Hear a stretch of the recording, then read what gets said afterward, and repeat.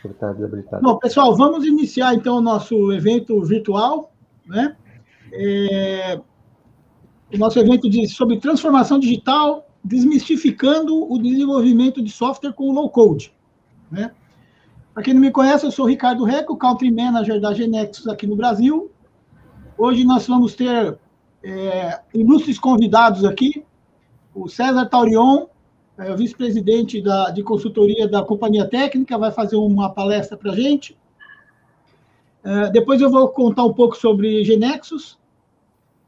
E em seguida nós vamos passar a palavra para 3 casos de sucesso de aplicações de missão crítica desenvolvidas com o Genexus, né?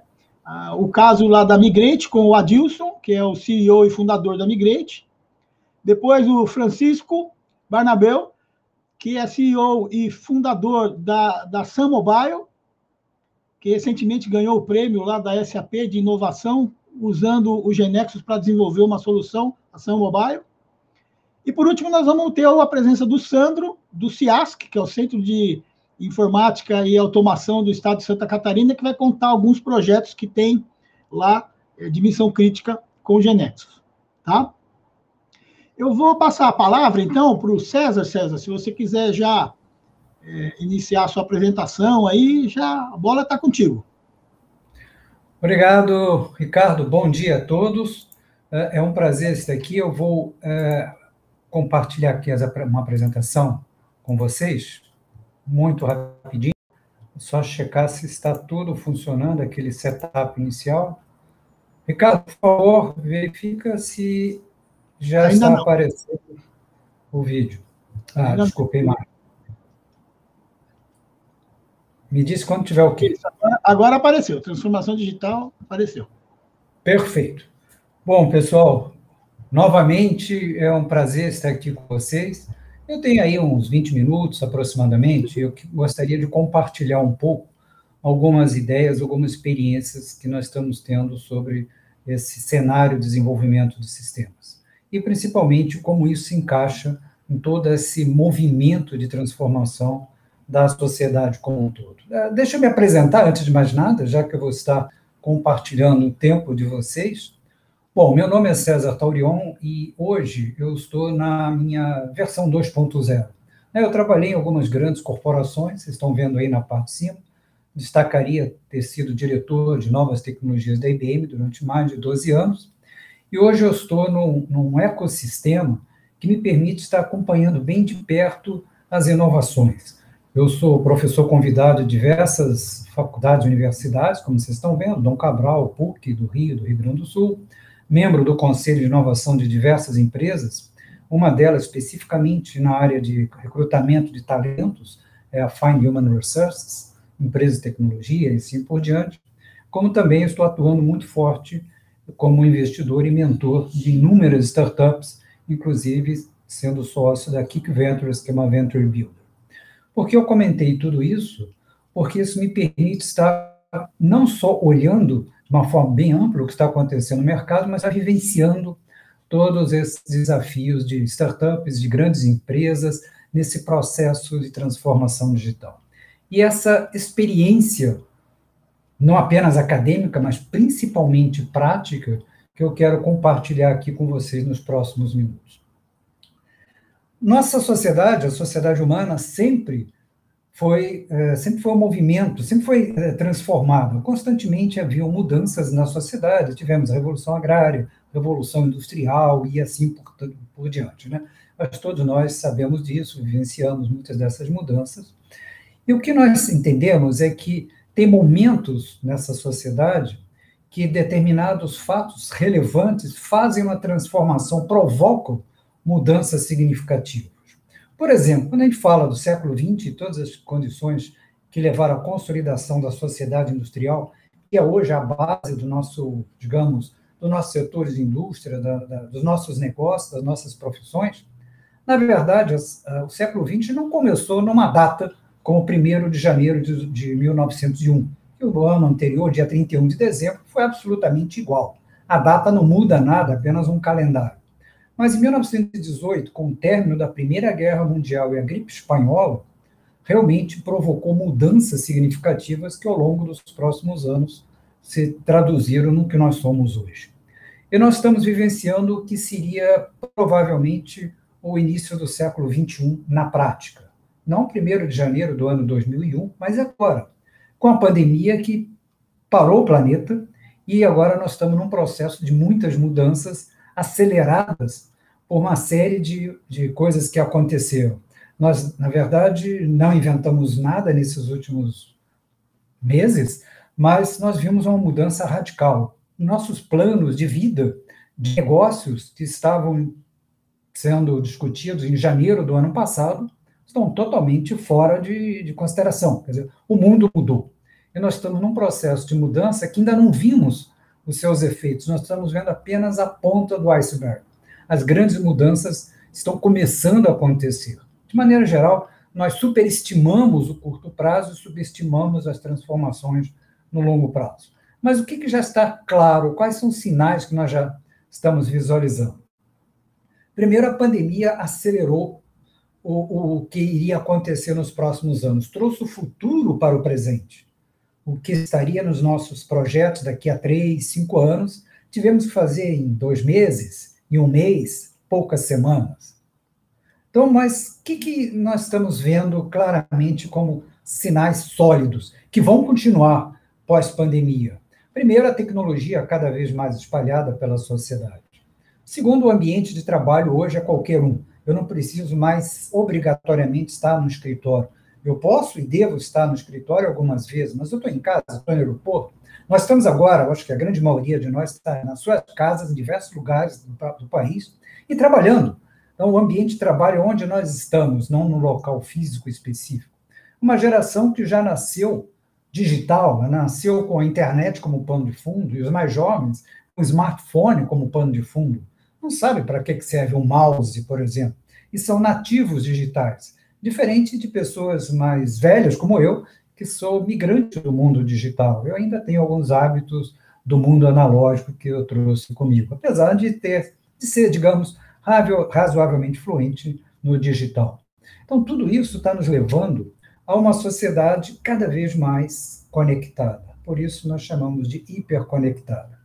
Para tangibilizar um pouco mais isso que eu comentei, vamos pegar o que acontece em 1 minuto, em apenas 1 minuto, numa pequena parcela da internet. Nós não estamos olhando aí a China, que é um outro planeta, não estamos olhando inúmeras outras websites que existem, mas pegando apenas essa amostra, em 1 minuto, tudo isso acontece. Só para dar uma ideia, nesse mesmo minuto que nós podemos contar agora, cerca de 4 milhões de posts são publicados no Facebook. São mais ou menos 350 mil tweets, são 50 mil downloads, são 300 horas de vídeos sendo levantados para o YouTube. Nós estamos vendo aí cerca de mais de, sei lá, milhares de outras iniciativas. Aí está falando Skype, não podia ser o Google Teams, Google Meet. Então, olha o que acontece no único minuto. É uma prova irrefutável que sim, estamos no mundo digital. E esse mundo digital, ele continua se acelerando e, na verdade, se acelera cada vez mais. A capacidade computacional aumenta continuamente. Hoje, um simples smartphone que nós temos no nosso bolso tem mais capacidade computacional que todo o data center da NASA tinha em 1969, quando colocou o homem na Lua. O data center está no nosso bolso. E imagina a computação disponível que está nos ambientes de nuvem, na retaguarda de cada um dos 2 bilhões ou mais de smartphones que nós temos. Nós temos dados, nós já falamos em exabytes gerados por ano. Exabytes é 2 elevado a 23. É um número que às vezes a gente nem sabe bem como... Aliás, é difícil até mensurar isso. Tem que até dar uma olhada no Google para ver o que significa realmente exabyte. As máquinas cada vez menores, você consegue colocar processadores em todos os objetos, seja um pote de cerâmica, seja num submarino nuclear, em todos os lugares. E isso nos leva, indiscutivelmente, os custos menores, isso nos leva a colocar tecnologia em todos os lugares, e isso nos orienta claramente numa tendência. Tudo que puder ser automatizado vai ser automatizado. Tudo. Não existe nada na sociedade que não será automatizado. Nada. Ah, mas isso não. Pode ser que hoje não, mas é questão de algum tempo. Não é se irá, mas quando será automatizado. Essa é uma tendência irreversível, por isso que nós estamos numa sociedade digital. Não é mais uma revolução industrial, mas uma revolução digital. Uma das características fundamentais é a velocidade. A pandemia acelerou coisas que aconteceriam, sim, daqui a alguns anos. Trouxe o futuro para o presente. Mas já estávamos num ritmo veloz de mudança. Reparem, hoje um novo órgão do nosso corpo, o smartphone. Quando ele surgiu? Em 2007. Em 2007. E fez essa transformação na nossa sociedade. Tudo hoje, desde a hora que nós acordamos, a hora que nós vamos dormir, tem o smartphone, de alguma forma, fazendo parte desse dia a dia. Nós temos meios de transporte, fazemos uma transferência financeira, falamos com as pessoas via WhatsApp, vocês podem estar assistindo até esse vídeo via smartphone, tudo isso nesse pouco tempo, de 2007 para cá. E para termos uma ideia melhor, olhe essa figura que curiosa, ela representa o mesmo lugar que é a Praça de São Pietro, no Vaticano. No ano 2005, a ascensão do Papa Bento XVI, e 8 anos depois, o Papa Francisco I. Nitidamente, a gente já viu uma diferença. Em 8 anos, o mundo se tornou digital. Mas o que talvez não apareça e que não está visível é as transformações por trás disso. Em 2005, eu conseguia ver a transmissão ao vivo pela televisão, mas era unidirecional, uma única imagem, uma única voz do locutor.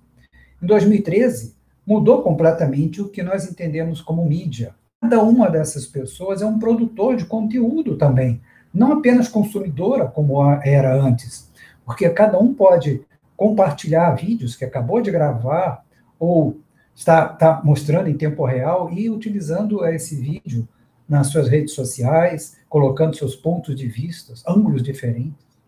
Então, as mudanças, muitas vezes, elas não são percebidas de imediato, mas fazem transformações na sociedade. E hoje, qualquer país, e vamos pegar o nosso Brasil, onde nós vivemos, nós temos mais de 120 ou 130 milhões de usuários do WhatsApp. Uma população de 220 milhões, praticamente metade está usando o WhatsApp. A outra metade está do lado de uma pessoa que usa o WhatsApp. Então, nós temos aí um mundo, sim, digital em todos os países do mundo, inclusive o Brasil, apesar de algumas restrições ainda de acesso. Esse aqui é um exemplo clássico de como diversas culturas, como, por exemplo, tribos indígenas, já usam naturalmente uma tecnologia digital. E qual é a raiz de tudo isso? Como é que essas coisas acontecem? Software, o hardware sozinho não significa nada, é uma peça, uma ferramenta, o nome já diz, mas software. Esse software é interessante, o termo foi cunhado em 1952, 53. Ele é hoje a base de tudo isso, a sociedade digital. Então, o software é o nosso, digamos, é o sangue que circula na nossa sociedade.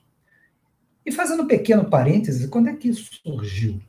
A primeira vez que um programa de software funcionou foi em 1948, numa máquina na Inglaterra, Manchester Small Scale Experiment Machine, onde fez-se um pequeno programa que calculava 2 elevado a 18.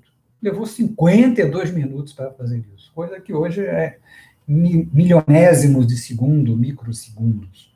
Mas as coisas foram evoluindo, nós sempre buscamos fazer coisas mais ou menos rápidas, né? Nós sempre buscamos ser mais produtivos.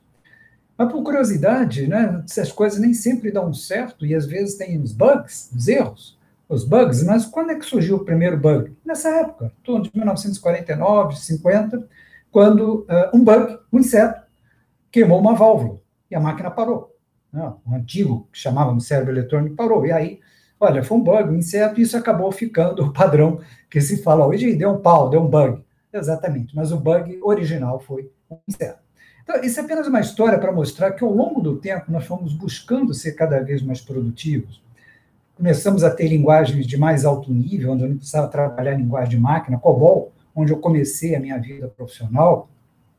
Começamos ao que poderia até ser os primeiros conceitos de low code, né, ou seja, menos codificação e mais interface visual, quando surgiu aí, lá nos anos 80, 90, o Visual Basic de vocês, as primeiras versões, talvez se lembre, mas tudo isso tem um objetivo. Software é essencial e nós precisamos mais e mais software. E à medida que o tempo vai passando, o mundo vai se tornando mais digital, a velocidade torna-se fundamental. A velocidade hoje é essencial. A velocidade para com que eu reaja rapidamente às mudanças. E quando a gente fala em transformação digital, não é colocar um aplicativo ou colocar apenas um software. Transformação digital é uma mudança no modelo de pensar da organização. Tem que ser uma empresa extremamente rápida e ágil, uma empresa elástica, uma empresa adaptável, uma empresa que faça mudanças muito rápidas de direção, até mesmo fazendo transformações nos seus modelos de negócio. Isso que é a transformação digital. E a velocidade é a raiz, é a essência de tudo isso. Para a gente ter uma visão mais tangível do que nós estamos falando, eu estou pegando aqui a frase de Klaus Schwab, que é o chairman do Fórum Econômico Mundial, onde ele disse claramente, olha, vantagem competitiva hoje é quem for rápido. Não é maior, não é que tem mais clientes, não é que tem mais dinheiro, é o que seja mais rápido. O peixe rápido é que come o peixe lento, não é mais o peixe grande que come o peixe pequeno. Então, velocidade passou a ser vantagem competitiva. E se nós observarmos o mundo cada vez mais digital, o que nós temos aí pelos próximos anos, nosso radar está nos mostrando à frente, são coisas absolutamente incríveis. Por exemplo, alguns analistas de indústria estão falando que nos próximos 5 anos, 500 milhões de mais aplicativos, sejam principalmente móvel, né? A gente cada vez mais trabalha com mobilidade, usando wearables ou smartphones, vão ser desenvolvidos. 500 milhões. Agora, nós temos uma grande dificuldade. Aonde descobrirmos talentos? Nós temos aí uma carência de talentos. Já existia isso, carência e escassez de talentos. E o mundo pós-pandemia, né, provocado por essa pandemia, acelerou tudo. Quando eu preciso agora fazer o que eu ia fazer nos 3 anos, em poucos meses, eu tenho que contratar gente.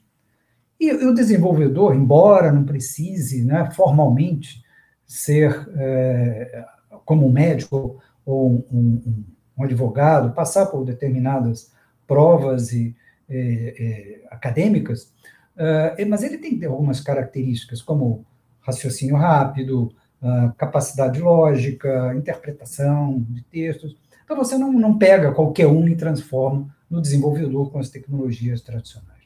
Então, essa escassez tende a aumentar e algumas estimativas apontam que, se não pensarmos em algo diferente, em 2024, no Brasil, teremos cerca de, talvez, 300 mil vagas em aberto. O que significa, nesse mundo digital? Perda de competitividade. Mas nós temos uma tecnologia que está se tornando fundamental. O low-code é permitir que eu tire aquelas tarefas robotizadas do desenvolvimento. Codificar. Codificar é robotizado. É a tarefa menos nobre, vamos chamar assim. Eu preciso ter a visão do problema, solucionar o problema, criar uma arquitetura, criar uma plataforma onde as APIs vão se encaixar com outros pedaços de código, né, uma arquitetura de microserviços. E esse conceito de low-code, que já existia, mas que hoje a tecnologia permite fazer coisas muito mais complexas e sofisticadas, vai ser associado à inteligência artificial, vai ser o grande disruptor do setor de desenvolvimento de sistemas. E não é à toa que você vê alguns analistas de indústrias, como o Gartner, eu acho que todos vocês conhecem, já mostrando claramente que isso é irreversível. Ou seja, o ambiente de desenvolvimento de sistemas está em transformação. Se eu demorar para fazer coisas, levar meses ou semanas, ou um ano, imagine, não dá mais para ter prazo de 1 ano para fazer um sistema. 6 meses já é algo que você tem que lutar muito para convencer que vai ser necessário fazer em 6 meses. Você pode desenvolver rapidamente e, dentro de um conceito de arquitetura de microserviços, você consegue fazer coisas muito, mas muito rápido. Novamente, relembrando, transformação digital implica naturalmente numa empresa ágil, numa empresa rápida. Isso significa que não vamos ter mais desenvolvimento de programas da maneira que nós estamos acostumados? Não. Nós vamos precisar de desenvolvedores, sim, não na mesma intensidade. Nós vamos ter mais desenvolvedores, são aquelas pessoas que estão na área do usuário que podem desenvolver aplicativos. Como hoje, do porteiro ao motorista de caminhão, ao executivo de negócios, ao engenheiro sanitarista, eles usam Excel, talvez até usem PowerPoint. Então, estão acostumados a fazer uma planilha que antes era no papel. Então, por que não desenvolver também aplicações? E onde a área de TI vai estar cuidando para que os dados que eles sejam usados estejam adequados, estejam aderentes à regulação como a LGPD, estejam dentro de uma arquitetura com as APIs necessárias para eles interagirem e acessarem as funcionalidades básicas da organização. Mas isso vai nos fazer com que, em vez de ficar colocando mais e mais pessoas, como levar muito tempo, isso vai atrasar e prejudicar a competitividade, vai permitir que eu faça com que as coisas aconteçam muito rapidamente. Então, como resultado final, eu gostaria de deixar essa mensagem. Low code não é futuro, low code é o presente. Eu diria até que se nós não estamos, em qualquer que seja a empresa, já usando low code, ou ter um claro processo de adoção de low code, plataforma de low code, no curto prazo, eu já estou ficando atrasado. Os meus modelos mentais de como desenvolver sistemas têm que ser transformados. Velocidade torna essencial.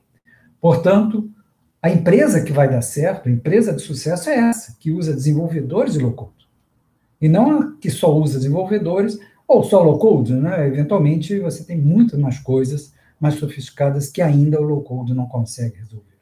Então, o nosso grande desafio é a nossa maneira de pensar. Claro, umas grandes empresas integradoras de sistemas que estão acostumados a colocar 20 desenvolvedores, né? Você contrata uma empresa para 20 desenvolvedores, 25, vai levar 6, 8 meses, custando 2 milhões de reais, ele perde, porque você vai fazer isso com 3, 4 pessoas em 3 semanas e talvez 200 mil reais. Então, obviamente, muda o modelo de negócio dessas grandes empresas de desenvolvimento de software. Algumas áreas de TI também se sentem um pouco ameaçadas, porque não seria o contexto, porque não é a codificação que faz com que aquela área de TI seja eficiente, é a velocidade como ela desenha soluções e como implementa soluções. Codificar bem e levar 6 meses não significa absolutamente vantagem competitiva. Então, codificar não é vantagem competitiva. Entregar rápido a solução, go-to-market rápido, é vantagem competitiva. Isso nos obriga a mudar a nossa maneira de pensar. O ambiente de desenvolvimento dos próximos anos não é o ambiente de desenvolvimento que nós estamos acostumados. É um ambiente de desenvolvimento onde a tarefa de codificar é cada vez menos importante, tecnologias conseguem fazer isso, onde eu vou ter pessoas com muito mais capacidade de entender problemas e solucionar esses problemas muito rapidamente. Então, a transformação digital e o link com o ambiente de desenvolvimento se dá quando você entende nitidamente que transformação digital é a criação das bases de uma empresa extremamente ágil, extremamente rápida, veloz, elástica e adaptável. Isso que é uma empresa digital. Isso que é se transformar digitalmente. Muda os modelos organizacionais, muda toda aquela estrutura hierárquica e, eventualmente, muda até os seus modelos de negócio e, indiscutivelmente, seus modelos operacionais. Então, pessoal, esse é um rápido ponto de partida, um pano de fundo para as discussões que nós vamos ter aqui. Nós vamos ver agora como a tecnologia GeneXus se encaixa nesse contexto, vamos ver os estudos de caso e vamos bater um papo e conversar com vocês. Está aqui disponível o LinkedIn, se vocês quiserem se conectar e trocar ideias posteriores, e eu estou à vontade.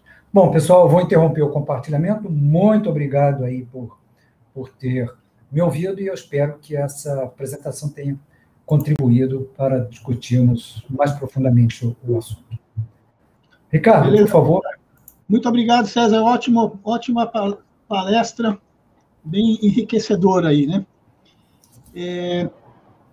Bom, pessoal, o César deu esse panorama todo inicial e eu vou contar um pouco para vocês. Na realidade, eu preciso compartilhar minha tela aqui.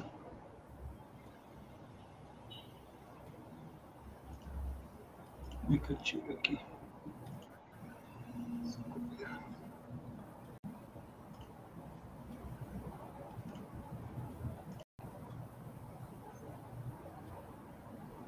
Vocês já estão vendo minha tela aí, pessoal? A bolinha está girando. Ah, sim, agora começou. Muito bem. Quando a gente fala de low-code, a gente fala um pouco de GeneXus, né? Porque GeneXus é uma das pioneiras nessa cruzada aí do desenvolvimento mais automatizado, né? E aí, o que é o GeneXus, né? É uma primeira pergunta que a gente responde muito facilmente. GeneXus é um software que faz software. Né? É um software que utiliza conceitos de inteligência artificial e automatiza o processo de geração de aplicações. Tá? Qual que é o conceito de tudo isso, pessoal? O paradoxo do software. O software, como a gente já viu aí, ele está dominando cada vez mais o mundo, está se tornando cada vez mais fácil de usar, mas, por outro lado, a complexidade para criar, manter e evoluir o software, ela está cada vez mais difícil, mas é mais caro e é mais demorado, né, do que para a gente ter o desenvolvimento atual. E por que é tão difícil evoluir o software, pessoal? Nós temos um conceito aqui do trio, do trio mágico, das 3 camadas, dos 3 pilares para o desenvolvimento de uma aplicação. Nós temos o primeiro pilar, que é o pilar da tecnologia, né, que é a linguagem propriamente dita, o sistema operacional, né? Temos o pilar dos negócios, que são os dados, as regras de negócio, os fluxos, né? E temos o pilar do desenho, que é a aparência, a cara do software, as telas, os relatórios, como o software vai interagir com o mundo, né? Então, combinando essas 3 camadas, esses 3 pilares, você tem o desenvolvimento da aplicação. Hoje em dia, a gente entende como um problema que no modelo tradicional de programação, que é programação na mão, né, o código sempre ganha. O código, a tecnologia, ela sempre está mais importante do que os outros 2 aspectos. Porque as regras de negócios estão dentro de um código, porque o desenho, a aparência da interação da aplicação está dentro de um código, está tudo dentro do código. Então, você está lá refém daquela linguagem, daquele código. Então, a gente diz que esse é o problema, que o código sempre ganha, e ele acaba prendendo você numa determinada linha de tecnologia. Tá? E o que nós, da GeneXus, imaginamos lá atrás já, né? Que o código, ele deveria ser o menos relevante. O que deveria ser mais importante para uma aplicação deveria ser o seu desenho, a cara dela, como ela vai interagir com seus usuários, né? E as regras de negócio dessa aplicação, as fórmulas, os dados, as regras de negócio. E o código final, ele seria um mero detalhe nesse processo de geração de uma aplicação. Então, esse é o modelo preconizado pela GeneXus, onde dentro da nossa ferramenta você cadastra e registra os aspectos de desenho da aparência da aplicação, as regras de negócio e os dados da aplicação, e você escolhe qual a linguagem que você quer gerar a sua aplicação, o seu sistema. Tá? Então, essa é a abordagem da GeneXus. Tá? Então, com isso, a nossa plataforma ela simplifica muito o desenvolvimento de software, porque a automação de várias atividades que você demoraria muito tempo, a ferramenta faz isso para você. A ferramenta gera o banco de dados, a ferramenta faz a manutenção do banco de dados, a ferramenta gera as telas web, gera as telas no celular, no mobile, gera as interfaces com os mecanismos de inteligência artificial. Então, tudo isso é facilitado e muito usando uma ferramenta como a GeneXus em low code. Tá? Então, com essa agilidade toda, nós temos, então, ganho de produtividade enorme. Isso tem redução de tempo, time to marketing, para sair um sistema novo. Tem redução de custo, porque você precisa de menos homem-horas para fazer o sistema. Você tem mais flexibilidade nas equipes, porque a ferramenta ela acaba gerando o banco de dados, a linguagem web, a linguagem mobile. Você não precisa ter vários especialistas distintos para cada parte do seu sistema. Um desenvolvedor GeneXus, ele é full, ele consegue desenvolver do começo até o fim da aplicação, tá? Então, o GeneXus também permite uma abordagem ágil. Então, você muito rapidamente cria as aplicações, você pode estar prototipando o teu sistema e gerando ele num apertar de botão, e a aplicação ela é uma aplicação ágil, né? É um ambiente também muito mais fácil de aprender, porque você não tem que aprender todo um conjunto de milhões de ser expert e milhões de tecnologias, milhões de linguagens, milhões de tipos de banco de dados, né? Você tem que ter um nível mínimo ali, mas você não precisa ser especialista em tudo isso para você gerar aplicações usando GeneXus, né? E uma outra coisa muito importante, e isso daí a gente consegue comprovar, é que o GeneXus ele é a prova do futuro.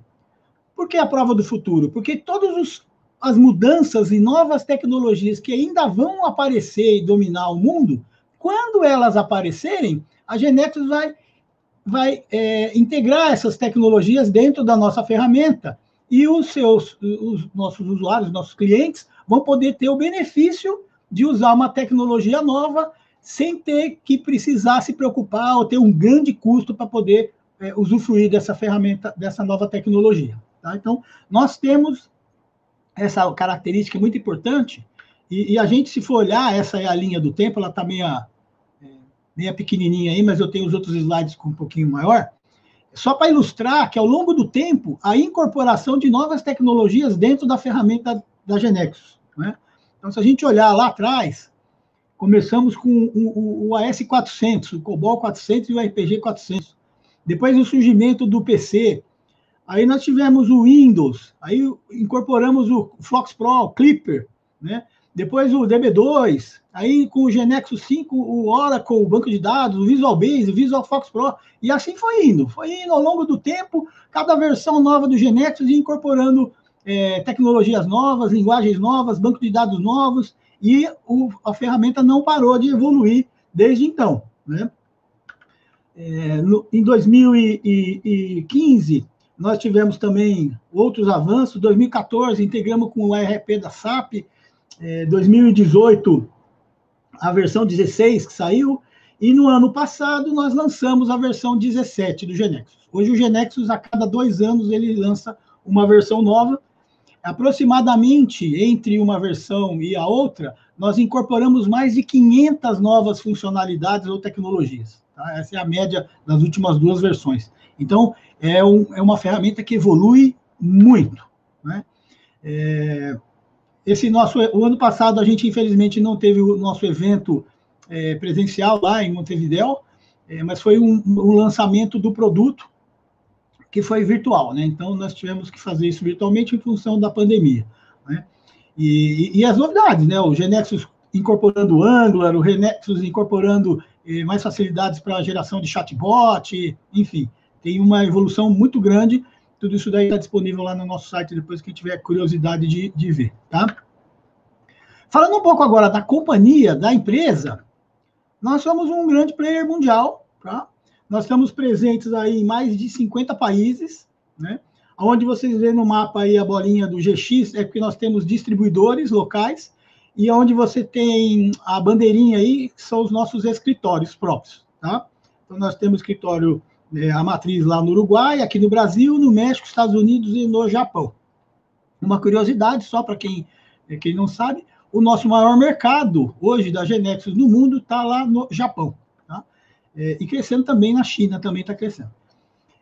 Hoje nós temos uma comunidade com mais de 230 parceiros de solution partners, espalhados pelo mundo, né? É uma comunidade com mais de 150 mil desenvolvedores espalhados, né? Nós temos 9 mil clientes corporativos no mundo, e nós estamos há mais de 30 anos oferecendo essa abordagem de conhecimento e de low-code, sem antes ter sequer existido o termo de low-code, né? Então, a gente foi se enquadrando em várias categorias ao longo do tempo, né? Começou como ferramenta case, depois RAD, agora está no low-code, e as mudanças de nome vão acontecendo, mas o GeneXus vai se perpetuando aí ao longo do tempo e a prova de futuro, tá? Um pouquinho do nosso posicionamento em termos de quadrantes mágicos.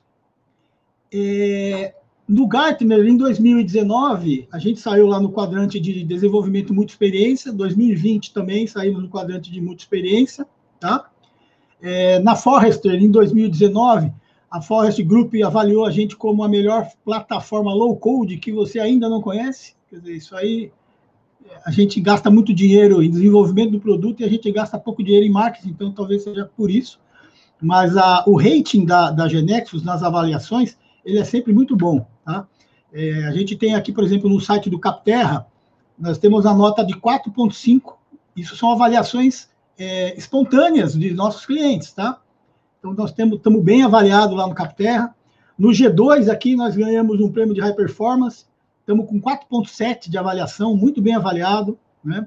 Nós temos outros, o Gartner Peer Reviews, nós temos 60 reviews lá, e a média é 4,8 de nota, uma excelente nota.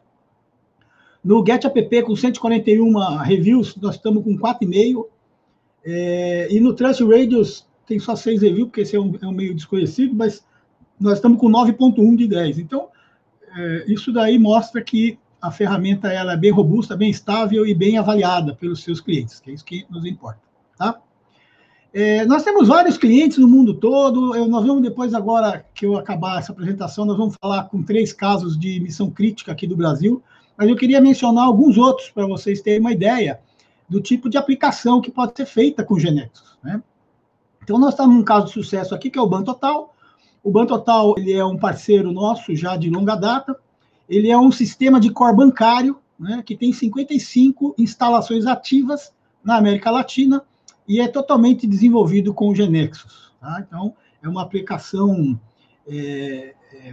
crítica também, em banco, né? E esses aí são alguns dos bancos que utilizam essa plataforma do Bantotal, que é um caso de sucesso grande.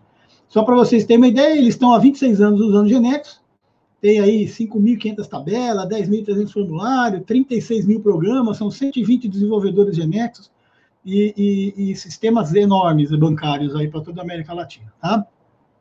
Inclusive, graças ao GeneXus, no ano passado, com a pandemia, os sistemas bancários que tiveram que se adaptar rapidamente em função da pandemia, foi possível fazer isso em tempo recorde, porque com o GeneXus você faz isso muito rapidamente, né? Então, é uma outra vantagem que o Bantotal teve aí no momento crítico, né?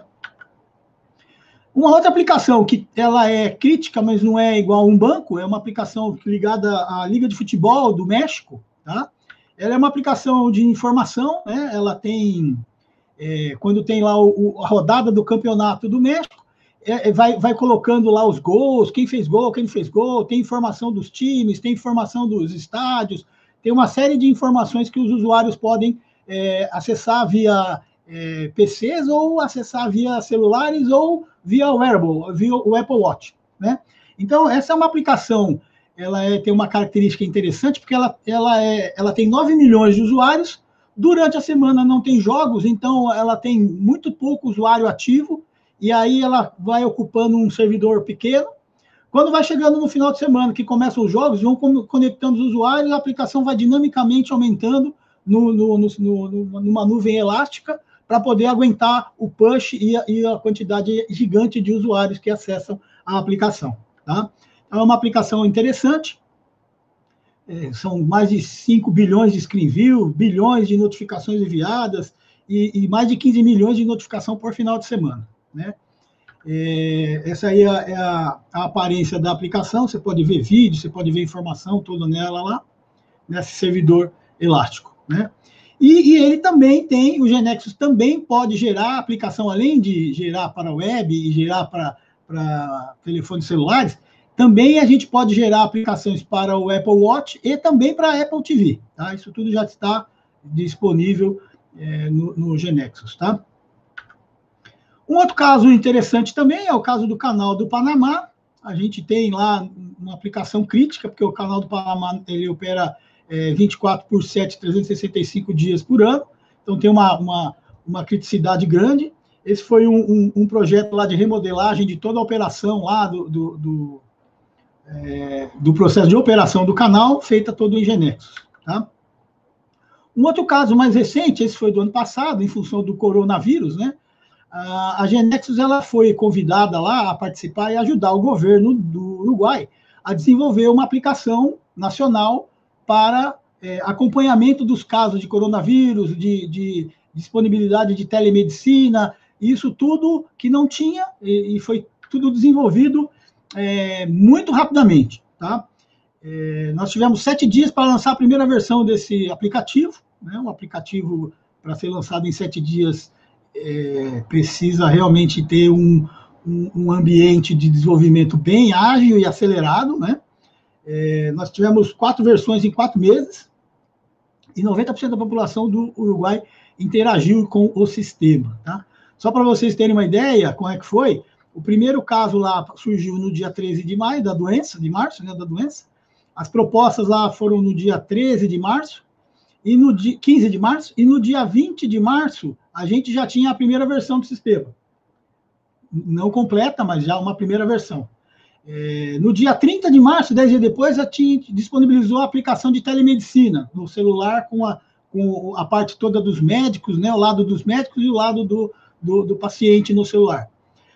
Depois, uma terceira versão com grupos familiares, e depois uma quarta versão com a incorporação da tecnologia do Exposure Notification, que é uma tecnologia que foi desenvolvida pela Apple e pela Google, e aonde você, basicamente, instala esse componente no seu aplicativo, e esse aplicativo ele começa a conversar ou procurar outros celulares que estiverem por perto, e eles ficam trocando informações que um esteve perto do outro. Se alguma dessas pessoas aí ela é detectada como contaminada com o Covid, o sistema sai notificando as pessoas que estiveram perto dessa pessoa, como um alerta para a pessoa que ela provavelmente ela tem um risco de contaminação. Tá? Então, essa foi uma tecnologia, obviamente, recente, construída no ano passado, né? A Genexus foi a 5ª empresa no mundo a incorporar isso daí num sistema, né? Tanto a Apple quanto a Google enviaram cartas aí de agradecimento, de parabenização para o governo do Uruguai, graças a essa aplicação desenvolvida aí com o Genexus. Tá? Bom, é isso, pessoal. A Genexus está aí há 30 anos no mercado, mas ainda tem uma mente de uma startup. Né? Então, a gente está sempre correndo atrás, sempre desenvolvendo, sempre inventando, sempre transformando a vida das empresas e transformando e facilitando o desenvolvimento de software. Né? É isso. Bom, agora, pessoal, eu vou passar para contar. Tem uma pergunta aqui. Não, mas aí não é uma pergunta.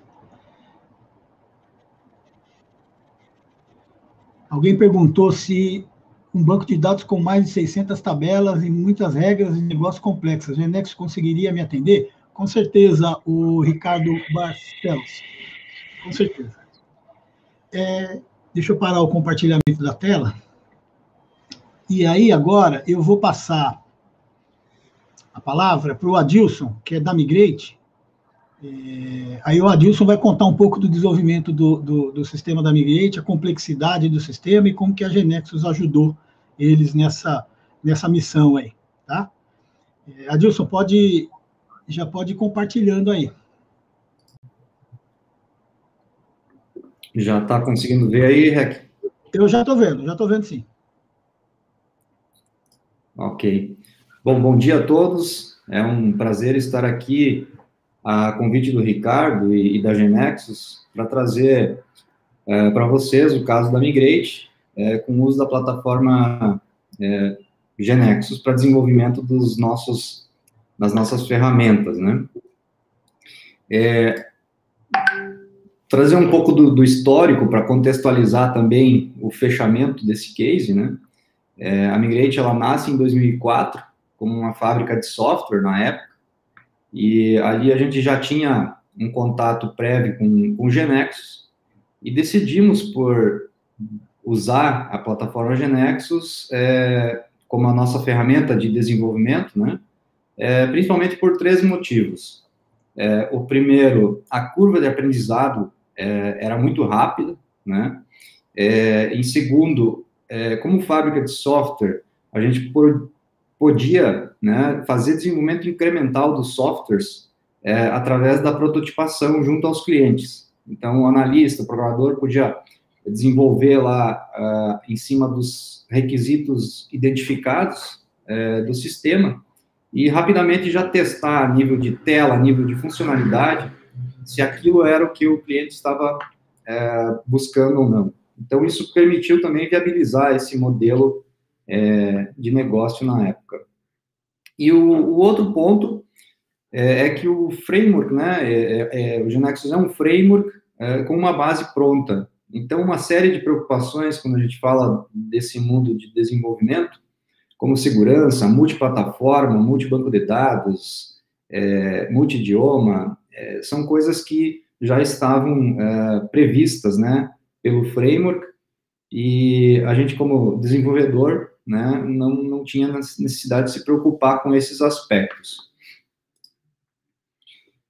Em 2008, a Migrate muda o seu foco, né, com o advento da nota fiscal eletrônica no Brasil. Nós vimos como uma oportunidade de desenvolver o primeiro produto, né, da Migrate. E na época, isso foi impulsionado principalmente também por uma informação do Gartner, que previa um caos na TI mundial em função da falta de profissionais na área de dev. E naquele momento, como fábrica de software, a gente via que seria difícil capacitar, né, pessoas suficientes para atender a demanda, e resolvemos, então, reposicionar o negócio desenvolvendo um produto, né, indo para a linha de produto. E aí fizemos o lançamento do GNFE, né, que foi uma ferramenta de mensageria para nota fiscal eletrônica. Esse projeto, então, ele foi desafiador, porque nós tínhamos entre fevereiro e 1º de abril para entregar, e desenvolvemos ele ali em 45 dias, né, de projeto, com um time de 4 analistas, e conseguimos fazer, né, estar entre uma das primeiras soluções a emitir nota fiscal no Brasil, na época, no estado do Mato Grosso.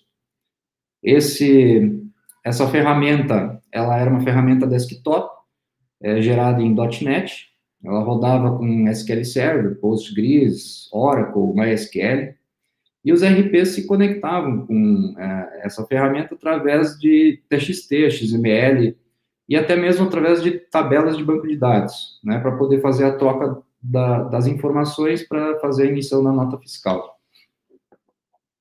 Em 2009, nós lançamos o segundo produto, um irmão aí do GNFE, para fazer mensageria de CTE. Então, era o nosso segundo projeto aí como produto.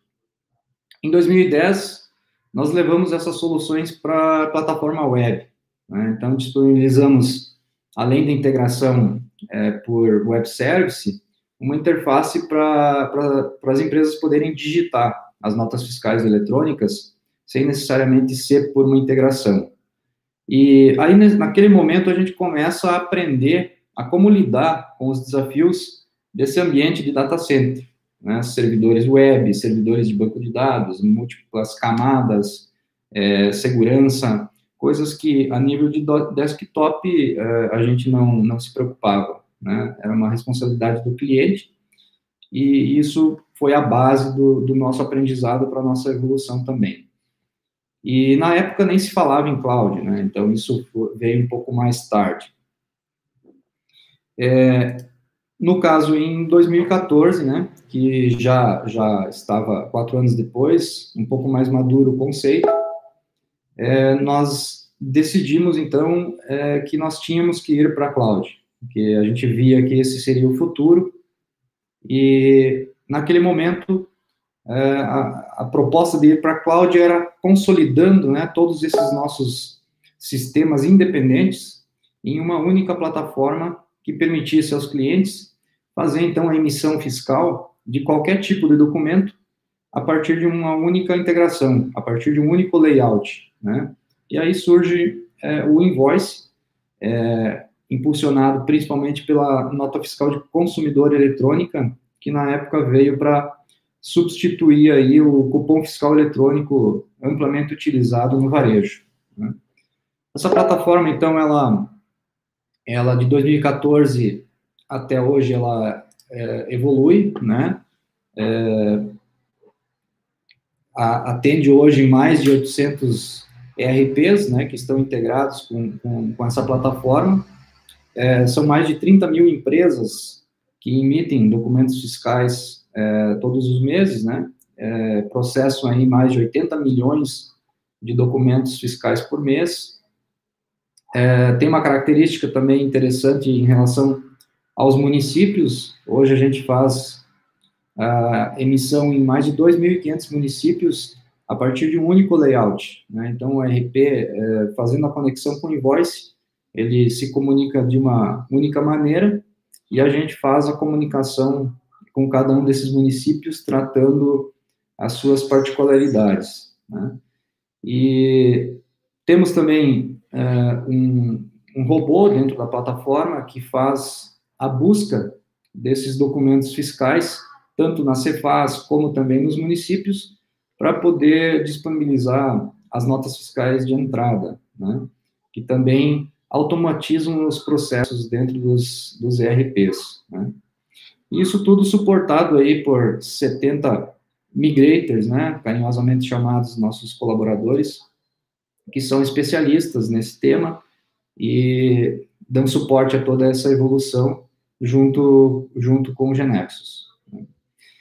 O Invoice hoje, ele deixou de ser uma plataforma só de emissão, né? Então ele é uma solução muito mais ampla, que permite você fazer tratamento de dados, né? Então, hoje a gente disponibiliza, por exemplo, uma ferramenta de painéis que monitora continuamente as operações que estão sendo feitas pelos clientes e tratam situações de inconsistências nas notas fiscais, erros, e a gente usa ali um pedaço também de inteligência artificial para poder fazer as correções automatizadas, né? Então, quando tem muita correção para fazer e de um mesmo problema, essa inteligência, ela identifica e consegue dar ali a solução para que ela possa ser resolvida de forma massificada, né? Enfim, aí nós temos uma série de outras extensões, né, que a gente roda em cima da plataforma hoje, que disponibilizam funcionalidades para facilitar o dia a dia das empresas de software. Do ponto de vista de arquitetura, hoje a plataforma ela roda sobre uma camada de processamento em memória, né, com redes e outras tecnologias, e isso permite que ela atinja aí uma performance alta para emissão, principalmente da nota fiscal de consumidor, onde nós conseguimos taxas bem abaixo de 1 segundo, por exemplo, para cada documento entre sair do PDV, ir até a Cefaz e imprimir o ticket na impressora, né? Então, realmente, quando a gente fala de performance, a questão do low code, né, é uma prova que a gente consegue mesmo fazer um alto desempenho, né, numa missão crítica para um mercado que é super sensível a esse aspecto, né? A gente está falando de varejo, supermercados, farmácias, enfim, que não podem esperar muito tempo ali para o cliente passar pelo caixa e sair com o seu cupom fiscal.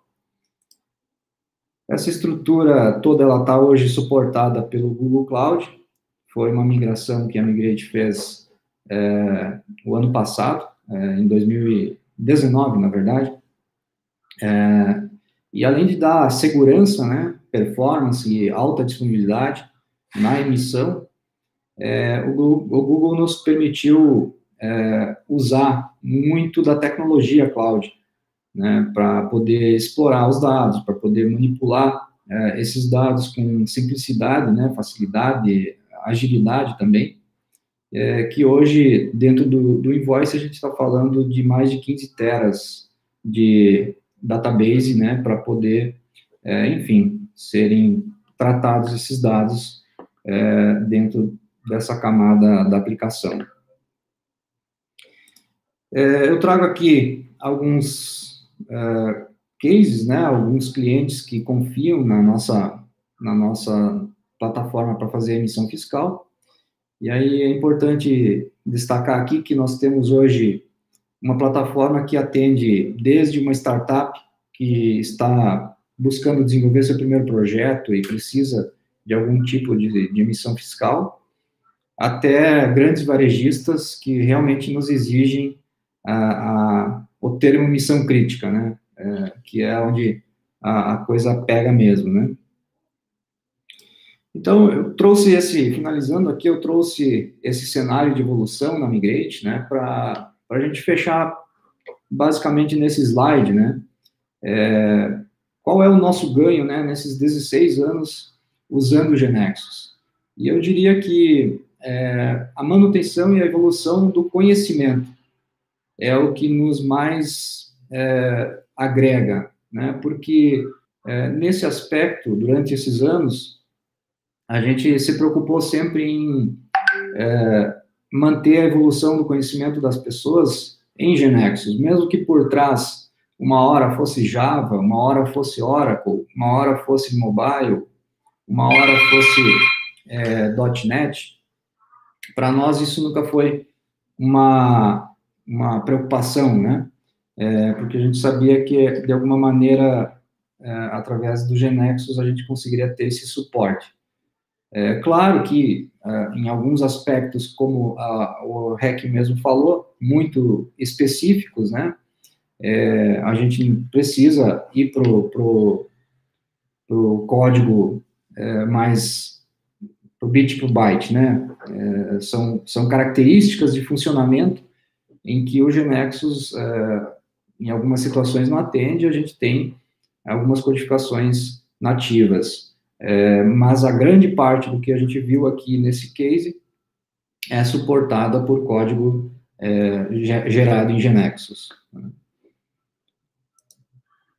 Bom, pessoal, foi rápida a apresentação, pontual também.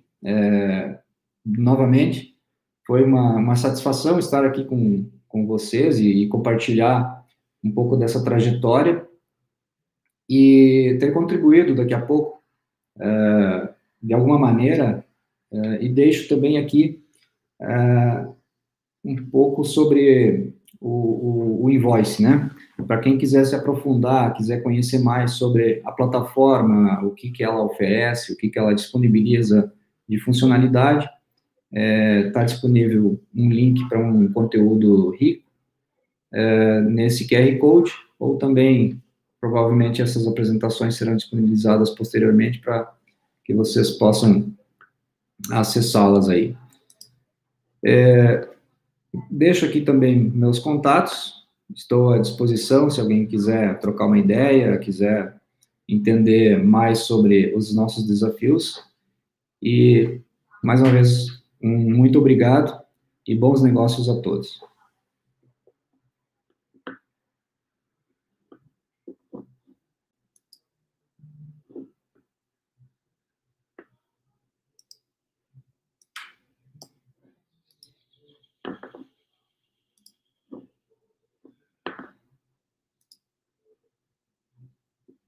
Títulos fiscais por mês não é qualquer coisa, não, né? É uma bela aplicação. Bom, gente, dando sequência no nosso bate-papo, mais uma aplicação agora de missão crítica.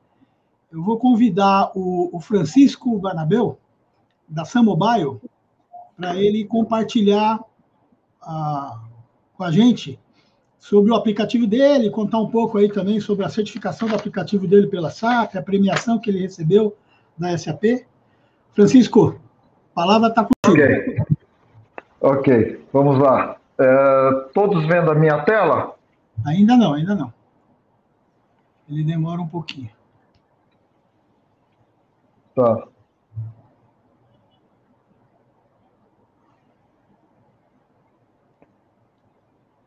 Você compartilhou ela aí, não? Compartilhei. Ela está em O branco. Genex está sua tela. Está em branco? É. Ué. Deixa eu vou retornar aqui. Isso. Tenta de novo. Favor aguardar enquanto a apresentadora carrega a sua tela.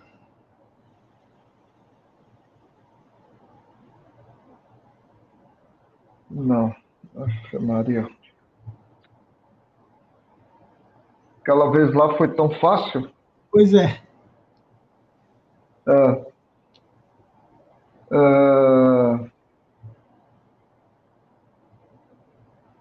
Isso aqui. Ai, caramba. Um segundinho, por favor, que isso está um pouco travado. Tá bom.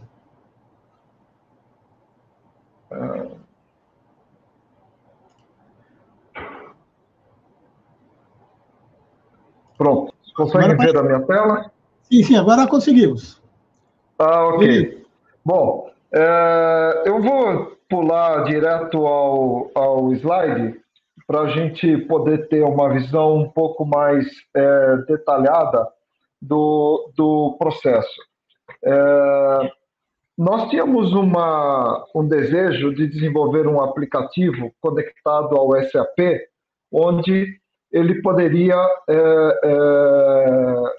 ser personalizável a cada cliente, a gente poderia atuar de forma rápida no cliente, conectado a um IoT. Então, é um aplicativo de grande missão crítica, né? Onde a gente iria atuar em toda a manutenção corretiva, preventiva, com ordens de serviço. É basicamente um módulo PM do SAP. Existem dois tipos de empresas, né? As que utilizam o módulo PM, utilizam mal, e as que não utilizam o módulo PM. Ele é um dos módulos mais complexos do SAP, é o módulo que cuida da manutenção do aplicativo como um todo.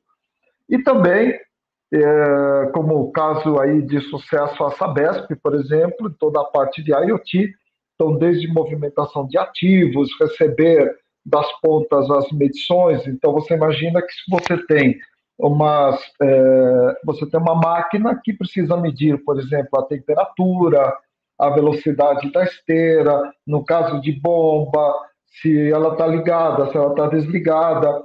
Então todos essas informações elas precisam ser enviadas ao SAP.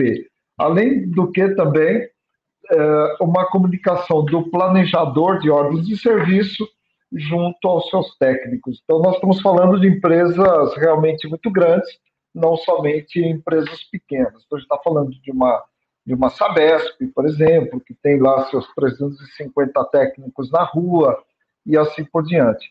Então, toda a parte de manutenção, esse é o nosso foco e também conectado à parte de IoT.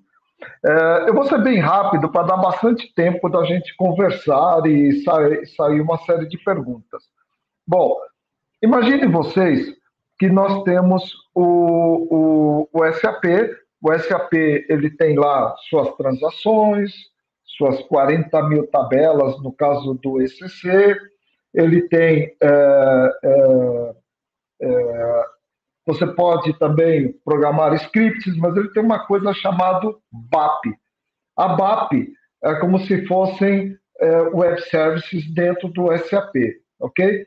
Então, nós codificamos aqui em torno de 150 BAPs, mais ou menos isso. Desenvolvemos um aplicativo que funciona em qualquer tipo de dispositivo, pode ser iOS, Android, tablet, telas de 5 polegadas, 10 polegadas, não importa. Totalmente offline. Ele se conecta a um servidor central, na SAP Cloud, totalmente offline, e a partir daí ele vai no SAP com o usuário e uma senha do SAP. Além do que também ele recebe informações de medições do nosso sistema de IoT, e a sincronização com o SAP ela é automática.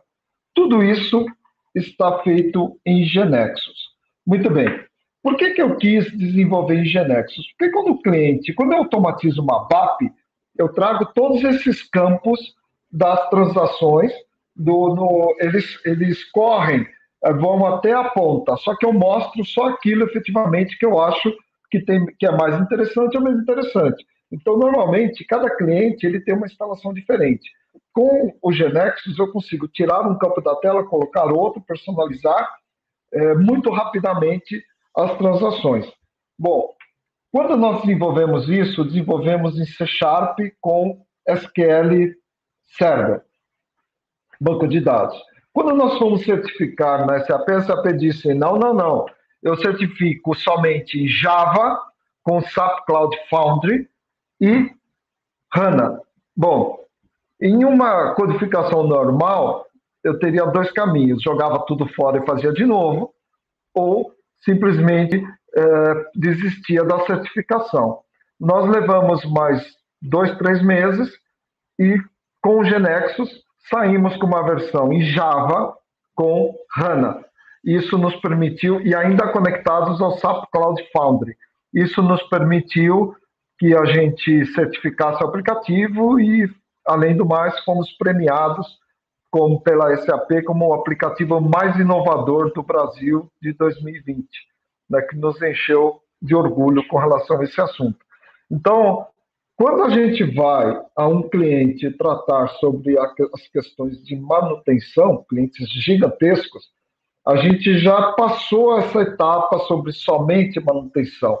Nós estamos já entrando no planejamento da manutenção da empresa, com MES, né, Manufacturing Execution Systems, com toda a parte de IoT. A coisa ficou muito maior de como a gente efetivamente imaginava no início. Foi muito difícil no começo, porque nós tivemos que usar uma tecnologia para conectar com SAP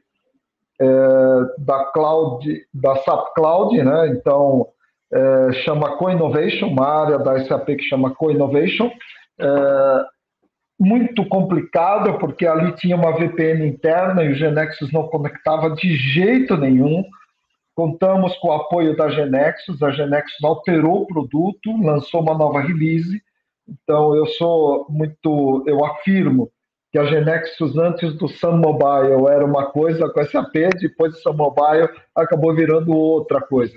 Porque, no fundo, a gente provocou uma mudança grande na forma como o GeneXus trabalhava com SAP. Então, eu me sinto muito seguro hoje em um aplicativo onde é totalmente impactante. Imagina, se o aplicativo para absolutamente tudo, a gente trata, cada cliente nosso, nós temos uma versão praticamente do aplicativo, a gente consegue compartilhar funcionalidades com os clientes, isso é uma coisa bem legal, né? Então, isso transformou a forma, nos deixou em uma vantagem com relação aos nossos clientes, porque os nossos clientes, eles vão e eles ficam travados, eles não conseguem mexer no aplicativo muito, o custo é muito grande, nós não. Em uma semana, a gente consegue adaptar o aplicativo à realidade do cliente, mesmo com novas funcionalidades, é uma coisa muito rápida, né? Então, óbvio que a gente reduziu o tempo de desenvolvimento em absurdo. De um projeto de 2 anos, eu digo de um aplicativo de umas 150 telas, é um aplicativo muito grande. É o módulo PM inteiro do SAP no celular, tá certo? Então, a gente reduziu isso em praticamente 6 meses de trabalho. Digo mais também, o aplicativo, apesar de ter todas essa quantidade de telas, tudo mais, dentro do módulo PM, nós não temos uma regra de negócio no nosso aplicativo. 100% das regras de negócio estão dentro do SAP. O SAP, ele possui os seus workflows, as suas consistências, suas hierarquias, tudo mais. Dentro do nosso aplicativo, foi a única coisa que a gente fez foi a questão dos perfis. Então, nós temos os perfis. A gente respeita os perfis criados no SAP, porém, a gente abriu isso dentro do nosso aplicativo, também a possibilidade de criar perfis específicos. Então, a nossa flexibilidade dentro do cliente é muito, muito grande. Eu não vou dizer que a gente abriu uma pastelaria, né, porque a gente sempre está acostumado a dizer isso, mas a gente permite que o cliente personalize e compre o pastel que ele quiser dentro do nosso aplicativo, ok? Vocês terem uma ideia, no próximo slide, por exemplo, nota de manutenção, a gente pode colocar que existem uma série de transações por trás, IL23, IW23, IW22, CV03N, 01N, para os anexos, tirar fotos, vídeos, baixar o manual daquela máquina que vai ser dada manutenção. Então, só que o cliente final lá, ou a pessoa que usa, ele não tem nem a mínima ideia do que efetivamente está por trás. Ele não sabe, ele não tem ideia que tem um SAP por trás. E tudo é feito através do SAP, efetivamente, por trás. Por isso que todos esses prêmios que a gente ganhou, realmente aqui está, por exemplo, o do SAP, né, nos orgulha muito o troféu, e a certificação. A certificação é a primeira aplicação em SAP certificada, né, construída em GeneXus. Essa certificação faz com que a gente apareça no SAP Store e o mundo todo simplesmente possa consultar esse nosso processo, né? Então vamos lá, pessoal, perguntas. Sabemos que a SAP tem um valor hora alto sobre a atuação. Pergunto, isto baixou o custo? Sendo você desenvolver? Vamos lá, gente. Vamos entender essa arquitetura aqui. Foi falado pelo César no começo que desenvolvimento é commodity, e é commodity. Eu não me preocupo mais com desenvolvimento, eu me preocupo com a inteligência do negócio. A inteligência do negócio segue estando no SAP. Eu não gerei código ABAP com GeneXus. As BAPs, nós usamos BAPs standards dentro do SAP, e isso fez com que a gente mantivesse a regra do negócio dentro do SAP. Fora isso, toda a conectividade do GeneXus com SAP foi o que nos deu uma vantagem gigantesca nesse processo. Porque se não fosse isso, desenvolver as telas e tudo mais em GeneXus, eu não teria conseguido no tempo que a gente conseguiu. Não foi a SAP que desenvolveu, fomos nós 1000%. A SAP, nós compramos um SAP Dev, compramos o SAP Cloud, custa $30 mil por ano, é uma paulada, tá certo? Fizemos um contrato com a Co-Innovation da SAP, a SAP colocou um outro ambiente dela lá para a gente poder simular, que seria um ambiente que seria certificado, que custa em torno de €900 por mês. É um investimento bastante alto, a SAP, sempre quando você fala de SAP, os custos são muito altos, né? Mas a gente reduziu tudo isso que você está vendo, 150 BAPs que a gente construiu, a gente usou apenas um desenvolvedor ABAP, ok? Apenas uma pessoa, com namespace próprio. Então, hoje, se a SAP vender um SAP para um cliente qualquer, as nossas BAPs, elas vão junto. Então, por isso que é uma solução certificada, né? Nós temos um nome único que ninguém utiliza esse nome, somente nós. Isso realmente é vantagem. Por favor, Ricardo, eu estou controlando o tempo, mais ou menos, tá? Você me fala se eu passar pelo tempo. A SAP tem um tempo de solução muito alto, com isso você criou uma independência e só necessita de novos web services. Exatamente. A SAP tem várias versões também, isso é importante. Tem o ECC 5, 6, 7, 8, tem o S4HANA, tem ECC com Oracle, ECC com HANA, ECC com SQL Server. É uma bagunça nesse negócio aí. Tem empresas, a SAP estendeu agora o suporte do ECC até 2030. Então, migrar para o S4 exige com que as BAPs elas sejam 100% standards. Então, da forma, com a arquitetura que a gente construiu, fica muito fácil para o cliente poder migrar sem perda, sem nenhum problema, principalmente o módulo PM, que é o módulo que a gente atuou, né? Então, nós temos as BAPs, nós temos de 40 mil tabelas que eram no SC, reduzindo para 2 tabelas somente no S4. Nós temos em torno dessas 150 BAPs, temos a versão para o ECC e temos a versão para o S4, tá bom? Somente com um desenvolvedor a BAP. Ele precisa realmente conhecer a BAP, tá bom? Então, nós temos aqui um cockpit, que esse cockpit no servidor é um cockpit que transmite, que comunica o planejador com os seus técnicos, né? Por exemplo, aqui eu vou mostrar uma tela sobre isso, né? Então, todas com prioridade, as bandeiras, né? A sinalização dos status, ordem de serviço de emergência. E é impressionante, cada cliente tem a sua realidade de manutenção. Alguns dizem, mas eu quero um formulário de segurança no início, mas eu quero checklist da operação, mas eu quero alimentação das horas por equipe. Não, minha alimentação das horas é individual, cada um é uma realidade diferente, ok?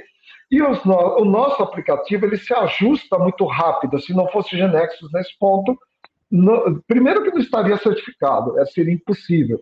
Porque quando eu optei a desenvolver o processo, eu desenvolvi um processo totalmente diferente, né? Eu fiz em C# com SQL Server.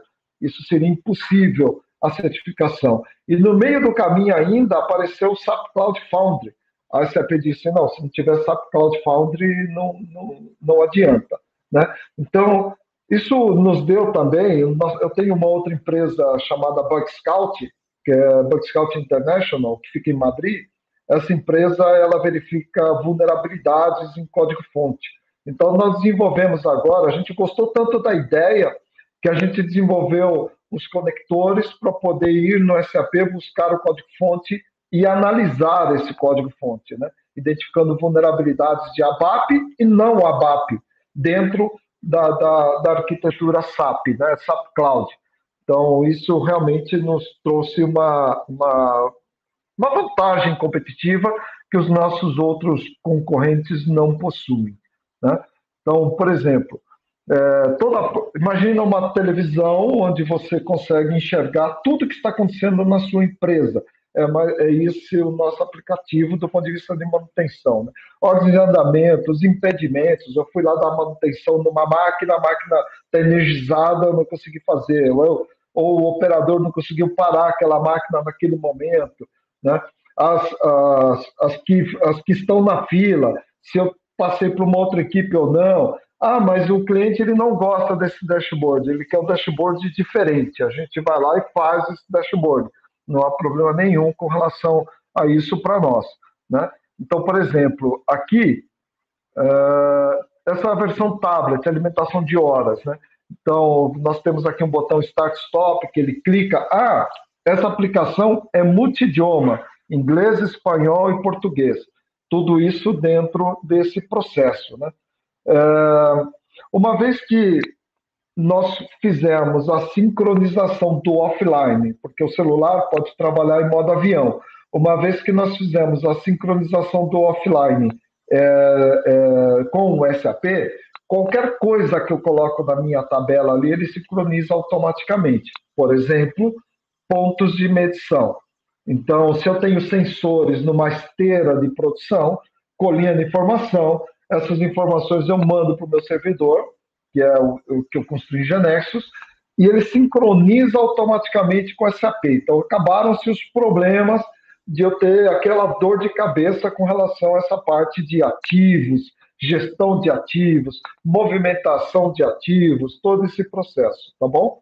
Para você criar esse ambiente independente da SAP, o custo, eu acredito, está sendo alto. Sim, é alto, não tem jeito. Mas aí o custo é o custo da SAP, né?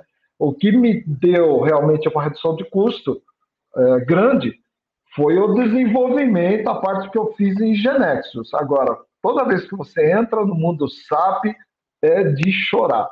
tá certo? Por isso que nós somos a única aplicação certificada, porque os custos são muito altos e só realmente um investimento importante para poder fazer isso. Não é todo mundo que está disposto a fazer esse tipo de investimento, ok? Para vocês terem uma ideia como a solução se adapta, veja, nós não somos responsíveis, hein? A gente tem uma versão do APK para cada ambiente. Nós temos uma versão do APK para celular, temos uma versão para tablet, Android, iOS. Aí o GeneXus automaticamente ele gera o app, certo? De acordo com o cliente, de acordo com como ele pede. Então, você consegue baixar o aplicativo de acordo com o dispositivo que ele tem na mão. Toda transação que você opera na sua aplicação tem que carimbar no SAP. Aí eles cobram para fornecer e para receber. Sim, é verdade. Mas, veja, o cliente tem o SAP dele, né? Então, normalmente esse SAP, você não tem acesso a ele diretamente, é porque existe toda uma proteção, toda uma segurança própria da arquitetura da SAP, né? Para a gente poder entrar no SAP do cliente, com uma VPN interna, por exemplo, sem precisar entrar em digitar um outro login, uma senha dessa VPN e tudo mais, isso foi o samba do crioulo doido para fazer funcionar dentro da SAP, né? Realmente foi uma solução bastante difícil. A GeneXus atuou forte nisso, né? Então isso, se não fosse eles, eu não teria conseguido. A SAP realmente é complexa. Além do mais, do ponto de vista de documentação, né, os scripts, nós fizemos com pacote add-on, então a gente instala as funções no SAP sem necessidade, que não altera o core. Você consegue instalar e desinstalar as BAPs no SAP sem mexer em nada do core. A SAP teve que certificar isso. A SAP olhou os nossos fontes, tanto do ponto de vista de front-end, quanto também do ponto de vista de BAP, né? A SAP executou um script extenso de testes para aí depois ela dizer, ok, certificado, né? Não foi fácil. Já tem o custo mensal e dá você necessidade de agilidade, então paga para ter isso. Sim, você paga. SAP é tudo muito caro, né? Tudo você paga. A última vez que nós usamos, a SAP, por exemplo, me ofereceu uma consultoria de 5 dias, com custo de 1.100 euros por dia. É caro, tá certo? Mas, enfim, a gente precisava disso e a minha opção para o GeneXus foi efetivamente porque a GeneXus já era certificada SAP e eu queria efetivamente a conexão, né? São 3 coisas que me fizeram optar por GeneXus. A certificação da conexão com a SAP, e aí eu ganho um parceiro, eu não ganho um fornecedor. É assim que eu penso da GeneXus. A GeneXus hoje para mim é um parceiro. Então, se eu preciso de se eu tenho algum problema com alguma coisa, eu vou bater na porta do papai lá e falo para eles, me ajudem, cara. Isso daí, o problema é meu, mas é seu também, tá certo? Então, a GeneXus foi muito parceira nesse lado.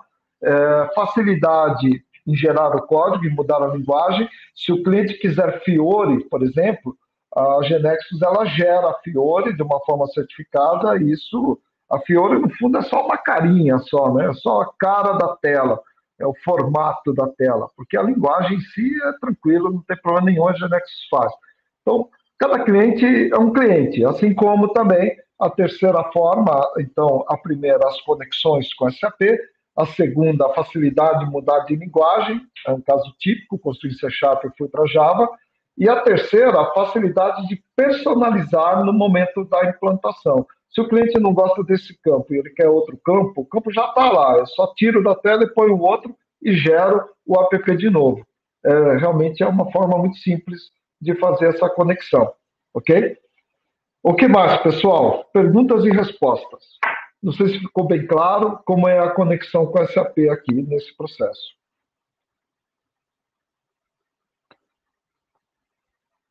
Ficou bom. Muito bom, Francisco. Ok, pessoal. Bom, é isso. Francisco, muito obrigado de novo aí pela participação. Parabéns de novo pelo prêmio, pelo aplicativo. Muito sucesso aí para você. Obrigado. E vamos seguir. Agora eu vou passar a palavra agora para o Sandro Magrinelli. Sandro, você pode compartilhar a sua tela?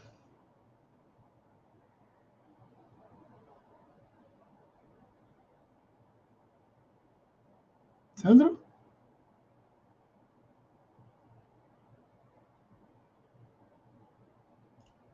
Não sei se o Sandro está travado lá. Ah, não, tá, apareceu aí. Estão me ouvindo? Estou te ouvindo, Sandro. Então tá bom. Eu vou, na verdade, a apresentação já está aqui no... Já está aqui no sistema, só vou selecionar ela. Tá bom.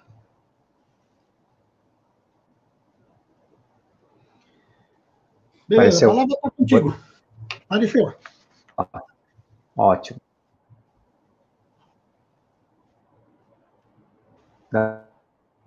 Deu um sinal de problema de conexão aqui, deixa eu vir mais para cá. Tá ok? Estão me ouvindo? Estou te ouvindo, sim. Então tá bom. Bom, bom dia de novo, pessoal. Sou o Sandro, então eu trabalho no SIASC. O SIASC hoje é a empresa de desenvolvimento de software do estado de Santa Catarina. Tá? Então, o nosso cliente aí, majoritário é o próprio estado de Santa Catarina. Tá? Vou passar rapidamente aqui sobre uma visão rápida da empresa, porque nós temos muitas verticais aí, é uma estrutura bem grande, tá, para atender o estado inteiro. Vamos lá. Aqui, então, hoje o SIASC está dividido em 4 verticais, tá? A vertical de inteligência, que faz a parte de Big Data e cruzamento de informação, a parte da vertical de infovias, que faz todo o data center, toda a rede de fibra ótica do estado, ligando a rede de governo, e mais prefeituras também. A parte do data center, onde nós hospedamos aí basicamente todos os servidores do estado, tá? Alguns órgãos do estado têm seu próprio servidor, então tudo hospedado no nosso data center, que está replicado. E nós temos a gerência de software, a vertical de software, que desenvolve produtos de software para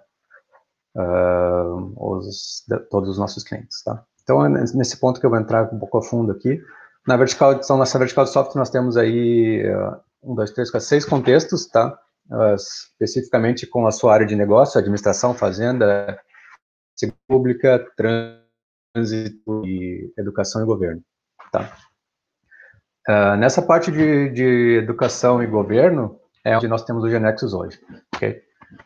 Então aí nós estamos falando de... Acho que por nós, mas nós temos, enfim, aqui basicamente mais de 20 pessoas, tá, trabalhando nessas duas equipes, entre funcionários e terceiros que são desenvolvedores e analistas de GeneXus, tá?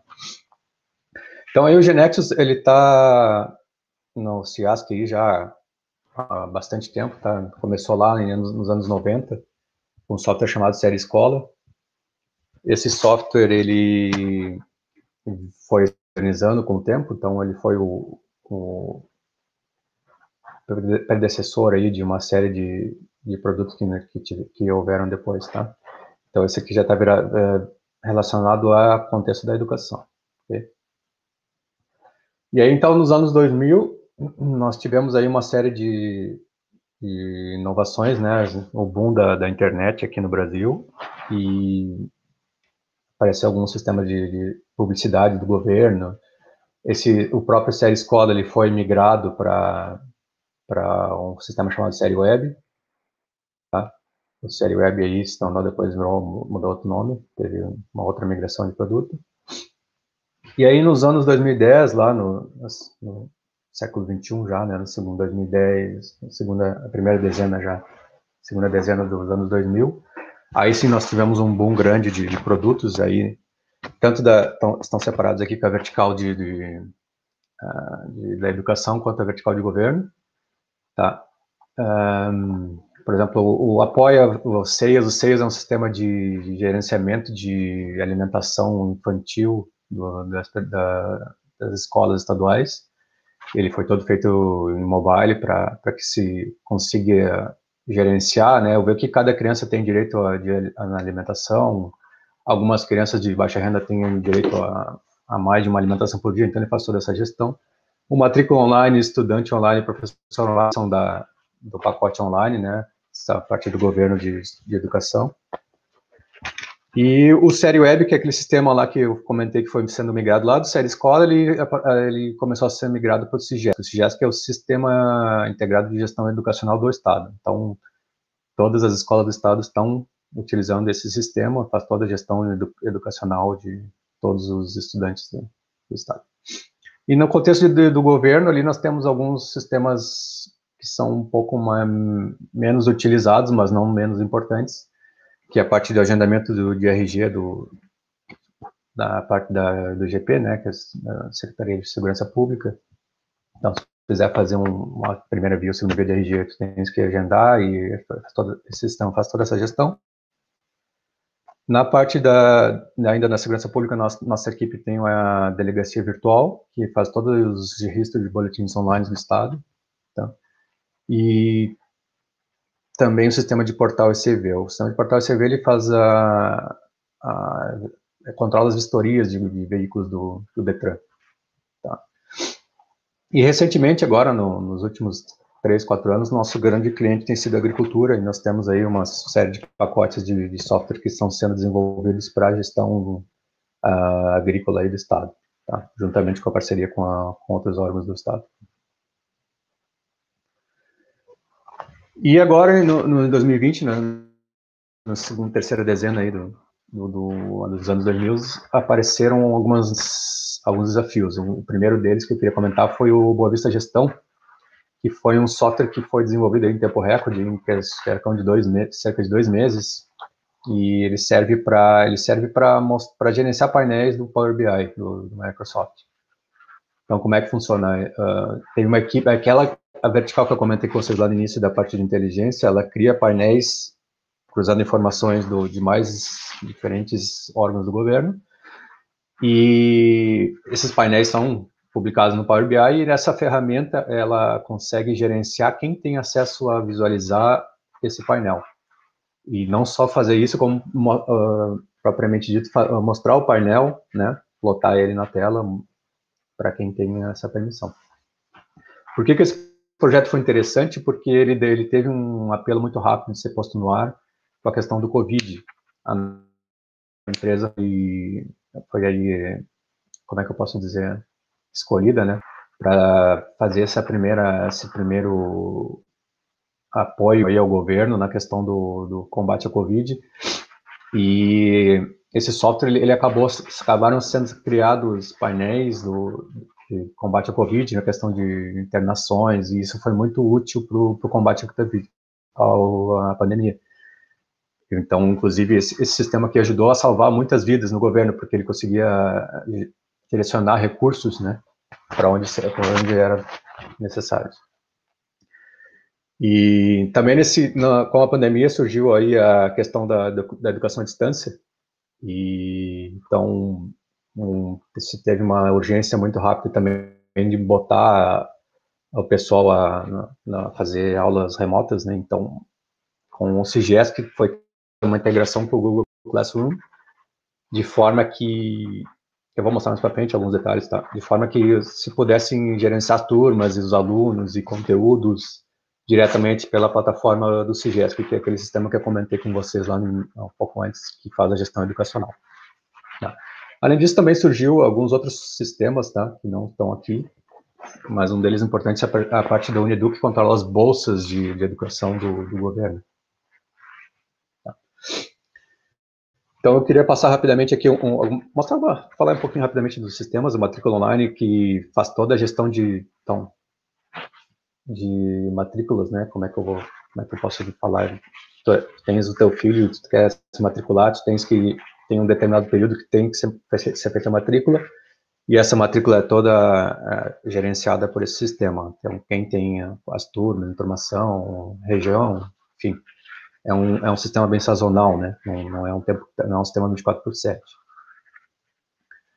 A delegacia virtual, que eu comentei também, faz aí toda a gestão de BOs, do cadastro de BOs por parte dos cidadãos. Também surgiu algumas demandas urgentes ali na parte da pandemia, porque as pessoas deixaram de ir às delegacias, né, pela questão do isolamento, e surgiram novas necessidades, né, novos tipos de BOs que eram feitos presencialmente. Então, aí, em questão de um mês, 15 dias, se foram criados novos BOs, né, nessa plataforma, que acredito que não teria sido possível se não fossem feitos com Genexus, porque assim, foi muito... A maneira com que a aplicação foi montada também ajudou, né?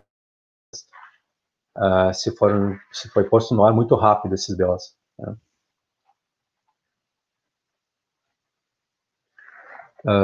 Aqui é um pouco do sistema de agricultura que eu comentei, que hoje tem sido o nosso foco principal da equipe de governo. Tá? Então, faz todo o controle da colheita e produção do Estado. Não só isso, como também a questão de preços, né? Como é que os preços estão se comportando desde o produtor até aqui o consumidor final. E aqui o software que eu comentei com vocês do Boa Vista Gestão. Esse aqui é o painel que eu comentei, que inclusive apareceu algumas gravações com o próprio governador mostrando ele na plano de fundo, que dá uma visão geral de como estava a situação da pandemia no estado. Tá? Então foi um painel feito em Power BI e a aplicação que foi desenvolvida que controla ele.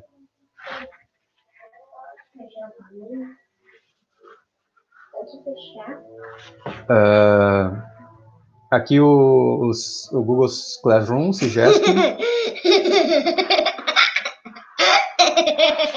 Meu amor, só um pouquinho. Desculpa, pessoal, meu filho está aqui. Esse sistema aqui,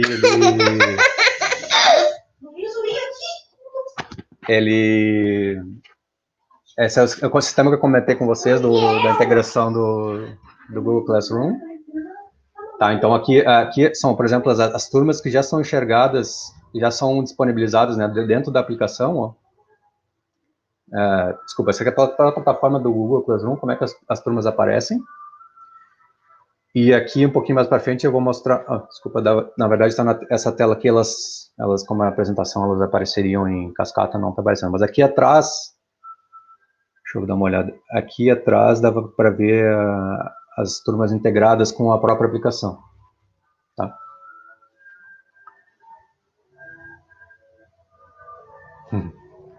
Filhos têm essa, né? A pessoa acontece. Não tem problema. Então, a aplicação, ela cadastrava turmas de educação, de turmas de turmamento e professores. Ela cadastrava as turmas pela essa API do Google, e aí o pessoal conseguia acessar, né, as turmas de professores aqui diretamente pelo Google Classroom. Então, aqui um pouco dos números que foram levantados ali desse sistema, são mais de 18 mil usuários de gestão, né, que fazem essa gestão educacional, mais de 3 milhões de matrículas, mais de 500 mil alunos e mais de 40 mil professores hoje na plataforma. O UniEdu é o sistema que foi desenvolvido lá pela Contexto da Educação também, que faz a gestão das bolsas de graduação e pós-graduação. Então, é um sistema que está, criticamente ligado a valores financeiros, né? Liberação de valores financeiros. Isso aqui, então, foi um projeto bem interessante e bem sucesso. O professor online, então, é para a gestão dos professores, né? Eles botarem fazer toda a gestão de notas e coisas que são destinadas à turma. Então, ali nós temos mais de 37 milhões de registros de faltas, mais de 90 milhões de notas inseridas pelos professores. O sistema que eu comentei também, que foi desenvolvido pela educação, a parte de gestão alimentação, CEIAS, né, de alimentação escolar. Então, ali mais de 7 milhões de lanches, almoços servidos, gerenciados pelo aplicativo. E aproximadamente 17 milhões de reais ali em almoços, né, em lanches e almoços nesse intervalo de tempo ali de fevereiro de 2020 a outubro de 2020. O agendamento de RG é que o sistema ele não é tão crítico desculpa, ele é crítico, mas ele não é tão, não tem números tão expressivos porque ele faz uma gestão pequena, né, é um nicho de mercado, pode-se dizer assim, de arrendamento de RG. Então, nós temos 20 mil agendamentos por mês e aproximadamente 50 unidades que fazem gerenciadas, né, fazem esse agendamento. A delegacia virtual, que é o sistema que eu comentei que faz a gestão de VOs, então nós temos aí aproximadamente, esses números aumentaram bastante, tá, depois do Covid, mas aí temos um BO a cada minuto, tá, então tem algumas estatísticas aí relativas a mês, e teve um aumento muito grande de 80% depois que o Covid aumentou, na questão da pandemia. O portal ICV, as vistorias do Detran, nós temos aí mais de 4 milhões de vistorias, mais ou menos 100 mil vistorias por mês, e aproximadamente mais de 12 milhões de reais por mês aí de giro financeiro, né? Esse sistema da agricultura que eu comentei com vocês também, de lançamento de valores e preço de terra e safra agrícola, calendário agrícola, tudo, mais de 10 mil lançamentos mensais, aproximadamente 700 informantes por 15 agentes, né? Então tem os agentes de mercado vão ao campo buscar as informações dos seus informantes. Nós temos 10 praças no estado e os preços dos insumos e produtos agrícolas são consolidados diariamente. E o Boa Vista Gestão aqui, que foi o sistema, acho que desde que eu estou na empresa, foi o sistema que foi posto no ar mais rapidamente, e ele foi um grande desafio porque ele foi o primeiro sistema NetCore que nós desenvolvemos em Linux. Ou seja, ele é um sistema de missão crítica que está rodando aí 24/7 e rodando num ambiente Linux, tá? Com Genexus. Esse ambiente só foi desenvolvido na versão 16 e está sendo migrado agora para a versão 17. E aí nós temos mais de 100 gestores que consultam seus painéis e aproximadamente 30 relatórios. Né? Mais de 30, na verdade, já cresceu bastante. Ele é um sistema multi-empresa, né? Então qualquer órgão pode acessar os seus painéis. E para complementar, eu só queria relatar uma coisa aqui, que nós como engenheiros, e eu uso o termo engenheiro de software, porque nós fazemos muito mais do que desenvolver software, né? Nós temos todo o controle toda a preocupação desde a informação que chega para nós e como tratar ela para virar um requisito, e esse requisito virar um código, esse código ser testado, como que o cliente vai chegar. Então, nós temos essa preocupação, né, de transformar esses dados em informação e para que essa informação gere conhecimento, né, que acho que é o que importa. E isso, na verdade, é um ciclo sem fim, né? Esse conhecimento vão gerar novos dados e vão gerar novas informações e vão gerar novos conhecimentos. E se não fosse o Genexus, isso não seria tão possível hoje na nossa empresa, porque ele torna mais rápido esse ciclo, né? A gente consegue transformar mais rapidamente essas informações que a gente coleta do cliente para conhecimento da ferramenta, que gera aplicações, e esse ciclo continua indefinidamente. Então, eu queria agradecer muito a participação de vocês. E aqui estão alguns dados que, se alguém quiser conversar comigo em algum outro momento, eu tenho aqui meus contatos. Muito obrigado a presença de todos e tenham todos um bom dia, uma boa tarde, uma boa semana. Legal, Sandro. Muito obrigado. Parabéns aí pelos sistemas aí críticos, né? Com Genexus. Bom, pessoal, chegamos aí ao final do nosso evento. Não sei se alguém tem mais alguma pergunta, alguma dúvida, algo...